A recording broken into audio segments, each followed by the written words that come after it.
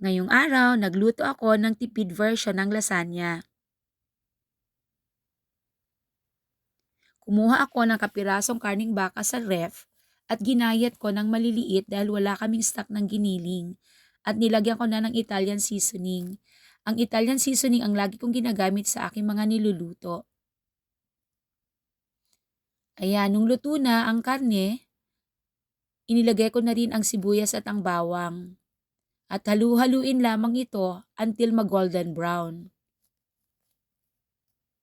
At kapag naluto na ang ating sibuyas at bawang, ihalo na natin ang iba pang sangkap.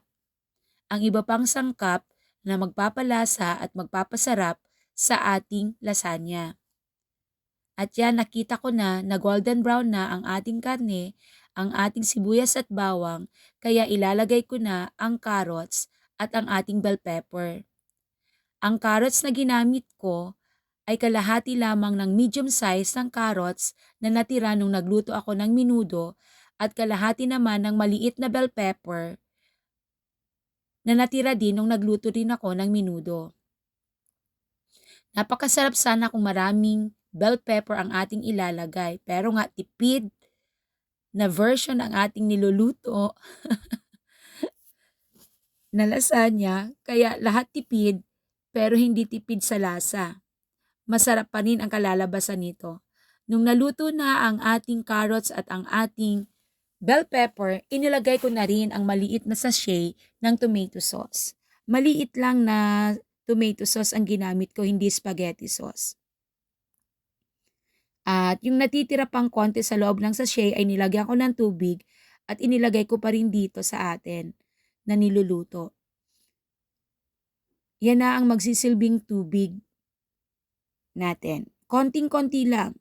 Wala pang ang kalahating baso. At ayan, naglagay na rin ako ng ketchup. Konting ketchup rin. Puro konti ang maririnig ninyo kasi nga tipid version. At ang ating lasagna pasta gagamitin dito ay yung natira din lang na lasagna pasta nung nagpaluto at nag-crave ang aking mga pamangkin at ang aking anak ng lasagna. So ayan, hinalo-halo ko na at para maging creamy, nilagyan ko ng all-purpose cream. Konti din lang at kung kulang, saka na lang natin dagdagan. Para maging creamy at hindi na tayo gumawa ng bechamel sauce, yan na, isinabay ko na dyan. O diba, hindi rin yan tipid. Napakasarap din ito. Hindi rin ako naglagay ng gatas dito. Tipid nga, diba? Pero hindi tipid sa lasa. Ayan, naglagay na ako ng chili pepper na galing sa yellow cab. 'Di ba? Tipid na tipid. Hindi kasi kami nagtatapon yung mga tira-tira naming ginagamit or kinakain sa mga kinakainan namin na hindi namin tinatapon, inuuwi namin 'yan. Kasama 'yan sa binayaran mo. Kaya 'wag nating itatapon. Ayan. So since nung nilasahan ko kulang pa ang pagiging creamy niya, nagdagdag rin ako ng konting-konti pa ring all-purpose cream. At naglagay na ako ng konting soy sauce. O di ba, parating konti ang naririnig ninyo. Nagpapakita lang na tipid ang ating niluluto pero hindi tipid sa lasa. Masarap na masarap pa rin ito. Yan, hinalo-halo ko ulit at konting minuto na lang maluluto na ito. Tikim ulit tayo. Ayan, halo-halo at malapit nang maluto. Yan, ang sarap na, ang creamy na. Titig pa lang, masarap na, creamy-creamy na. At ilagay na rin natin ang ating mga ginupit-gupit na lasagna pasta, di ba? Tingnan nyo, marami na. Okay, bakit ganito ang aking ginawa? Tipid nga, di ba? Kokonti na lang kasi ang aking lasagna pasta, kaya ginupit-gupit ko na at yan ang inihalo ko dito. Parang spaghetti lang ang niluluto ko pero lasang lasagna. So ayan, napakasarap na niyan. Pinatay ko na pala ang apoy nito at hinalo-halo ko na lang kasi medyo nagdikit-dikit kahit naman nilagyan ko siya ng mantika. Nagdikit-dikit siya. Kaya ayan, pahirapan sa paghalo-halo. Ready for platings na ito. At eto na nga, isinasalin ko na sa ating bandihado.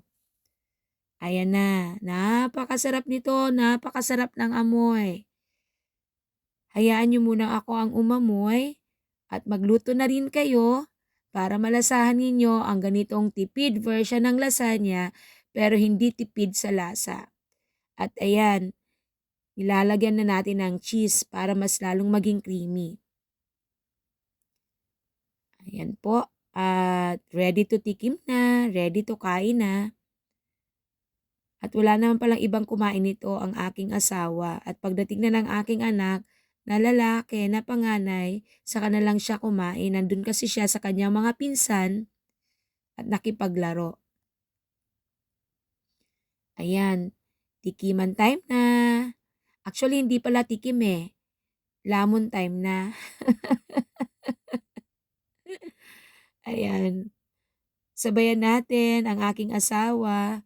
Ako'y nagdadaldal lang dyan habang ang aking asawa ay kumakain. Hindi naman kasi ako nito pwede. Pag may diabetes ka, kung gusto mong gumaling ka, actually hindi naman pala nawawala na ang diabetes natin, nare-reverse lang. Pag nagkamali ka, andyan na naman ulit. Kaya kung ayaw mong magkamali, iwasan mong kumain ng mga bawal. Pero nakakapagluto pa rin naman ako. Bawal sa akin ang pagkain pero hindi bawal ang magluto ng pagkain. So ayan, paubos na. Ayan, ang sarap. Wala akong ibang naririnig sa aking asawa. Ang sarap. That's all. See you next time.